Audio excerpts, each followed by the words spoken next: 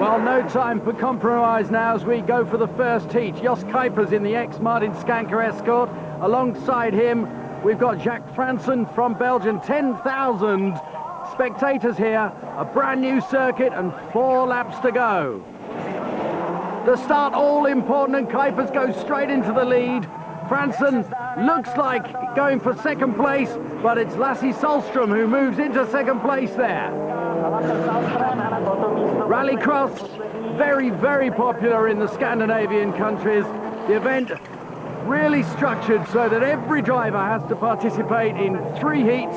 The fastest time gets 1 point, second gets 2, and so on down the line. After 3 heats, the one with the smallest score has pole position for the A final. The first 5 go the A final, the next 5 to the B final, and the last 5 to the C final. In the meantime, Kuypers having trouble to keep Sallstrom behind him, and that driver from Sweden looks faster. But the Dutchman keeps on closing the door all the time.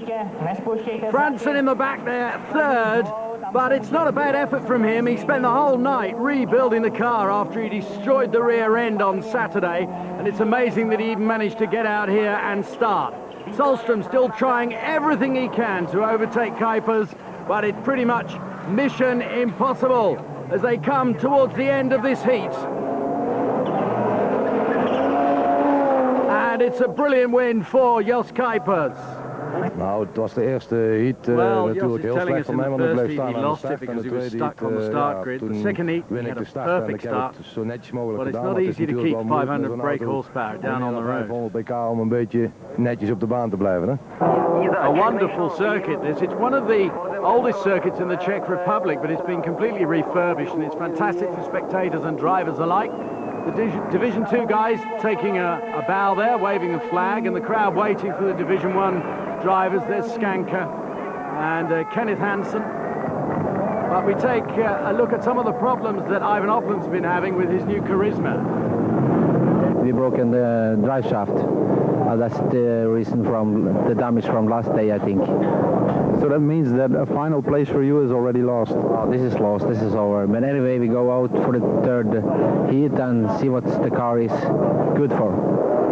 Knowledgeable crowd here as always, and a perfect grandstand view as we go on board for the start of this third heat with Per Eklund, the start specialist. He's been doing it for a long, long time, and if he can get into that first corner first, as he does, on the rough, you see he's really got the advantage. But there's a lot of pushing and shoving going on behind, and you can see that's Koutny, the Hungarian, on the outside, cuts across in front of Anderson, and Anderson gives him a little spin around, allowing Jacques into second place, Anderson in third place in the Mitsubishi Lancer. And Per Eklund well clear, but second place Jacques here in the Mondeo, having a really good outing here in the Czech Republic, and Anderson will be a little bit annoyed about the Hungarian getting in his way, but look at this man, sailing home, completely clear. The horsepower builds up on the grid, over 3,000 brake horsepower on the start grid. Eklund in the middle, looking for a good start. It looks as if Koutny actually jumped there. Yeah, they've been called back. So the next start now has to be spot on. On board with Per Eklund in the Saab, and he just goes screaming past them all. First into that first corner one more time.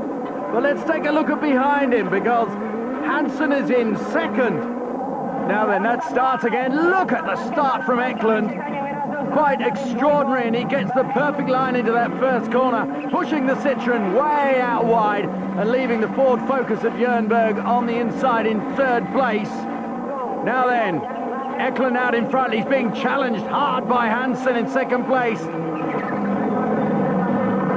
Just waiting really for Eklund to just give him a little bit of a gap, a little bit of room somewhere, but you can see what it's like on board with Michael Jernberg. The Focus is really going well here this weekend, but I tell you, if Hansen could just get past Eklund, he'd scream off into the distance. But Eklund has had many years. He goes a bit wide there, but has the extra speed because he's got a great line through there, lining himself up as they go back through onto the left-hander. You can see him looking to the left, trying to get past, looking to the right. All the time Eklund's got his eyes on those rear view mirrors, and Hansen just cannot get the big powerful Citroen past the Saab. And he's starting to now spread out. I think there's a problem with Hansen, who's holding up Jernberg there.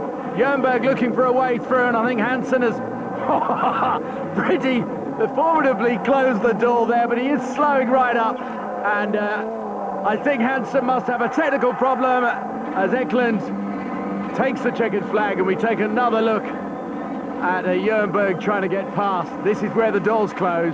Bang! So a little bit of bodywork repair to be done to that excellent forward focus. Meanwhile, Koutny's got enough momentum to take him through in front of Jernberg. Kenneth, what happened? I don't know. The car just stopped the half lap, so it misfired. It seemed that it didn't get any fuel or something. So I really tried to get it going again, but it was not possible. Was there any chance to overtake Per?